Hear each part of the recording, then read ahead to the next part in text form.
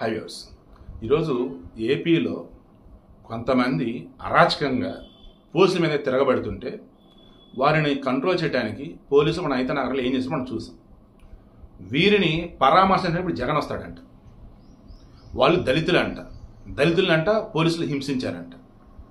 ఏమండి, ఈ తెనాలి ఐతనగర్ వాళ్ళు నేను మొన్న చెప్పాను కదా, పొలిటికల్గా వారు ఏదైనా చేద్దాం అనుకుంటే, ఏది సమాజానికి సంబంధించి నెగిటివ్ వేలో భయపెడదాం అనుకుంటే ఈ ఐతనగర్లో వాడతారు.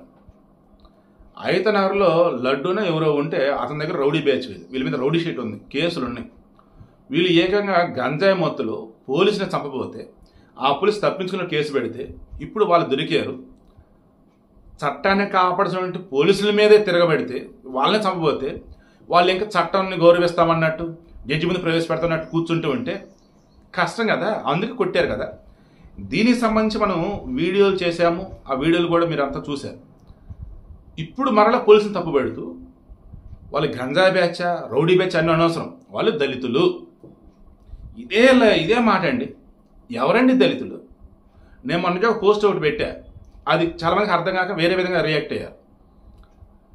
దమ్మున్నోడెవడు దళితుడు కాదని పెట్టా. ఏ రకంగా దమ్మున్నోడు దళితుడు కాదంటే మేము దళితులం అంటూ ఏదో ఒక సింపతి క్రియేట్ చేసుకుందాను, మేము దళితులం అంటూ మమ్మల్ని ఇబ్బంది పెట్టొద్దు అంటూ. ఇలా కాదురా బాబు, దమ్ముందా నువ్వు రాజు లెక్కే.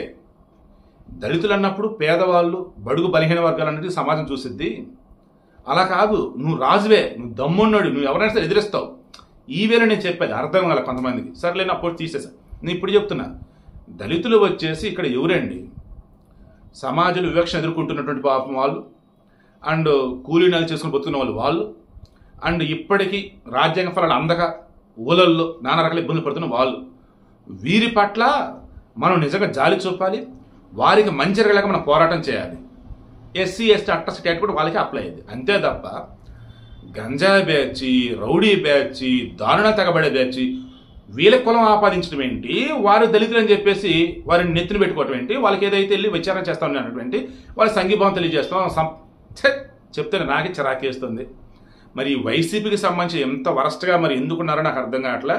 ఇంకా ఈ వైసీపీకి ఓట్లు వేసో ఇంకా జగన్ మా నాయకుడు అని చెప్పేసి అనుకుంటున్నటువంటి ఈ దళితులు ఎవరైతే మారండి.